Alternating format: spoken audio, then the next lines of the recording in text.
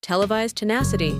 I'm beginning to think there's not an original thinker in all of Hollywood these days. Have you looked at the lists of shows coming out?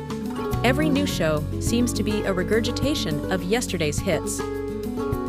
I really didn't think they could get lower than The Bachelor, but boy was I wrong. Now they have The Bachelorette, and for a while, The Golden Bachelor. I guess the golden guy didn't draw a big crowd because I think it's gone now, but fear not. Now we have all sorts of dating shows, if you can call them that. There was the one where two people got married 90 minutes after they met. There's one where they plop people down on some sort of love island, and after quite a bit of exploration and researching, they begin to pair up. Now, there's even one where couples who have split up go back to someplace and work through their issues in front of the cameras. For a while, there was Temptation Island, where unmarried couples traveled to a tropical island to have their fidelity tested. And a show called Cheaters, where if you suspect your spouse of cheating, he or she can be followed and filmed for the show.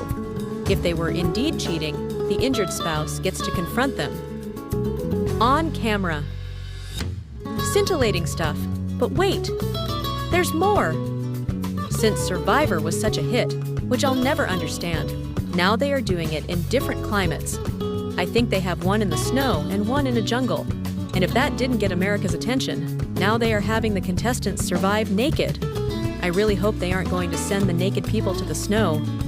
Frostbite could be a huge issue. I have to give the Survivor franchise credit for great marketing, though. There are now countless shows of people living in harsh conditions.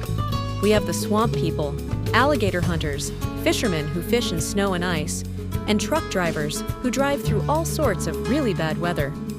I don't know what all that says about our society, but people are watching. Enter all the housewives, and boy oh boy, viewers can spend an entire weekend binging on beautifully adorned women in designer clothes and catfights.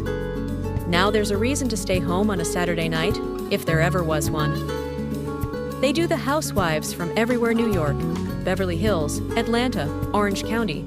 They're across America. Well, almost. I don't know why they don't do a Real Housewives of South Carolina and set it in Richland or Lexington County. We have housewives here, so I can't imagine what the holdup is.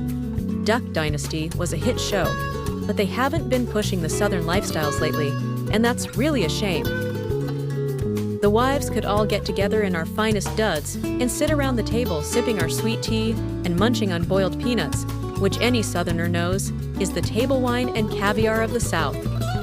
It seems to me that most of these hoity-toity ladies from the big cities pretty much sit around and complain about their pampered lifestyles and their husbands' jobs while tossing mildly disguised barbs at and about each other. Well, that's where Southern women shine. We'd be amazing doing that. And the thing about growing up in the South is you can tell someone to go straight to hell in such a sweet way that they'll thank you for the trip.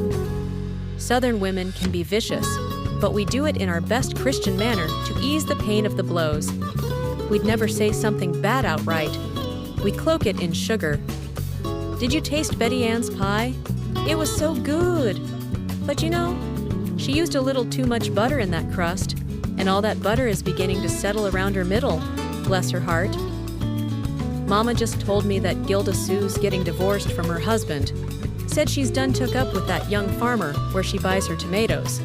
Now I don't like to gossip, but I do so hope she'll still be making those tomato pies for the church social. Y'all, we have to pray for her. Between the praying for and the blessing of hearts, I think we'd have a hit show right here.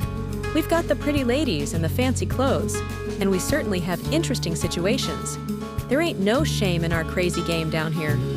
In the South, we don't hide our crazy. We put our crazy right out on our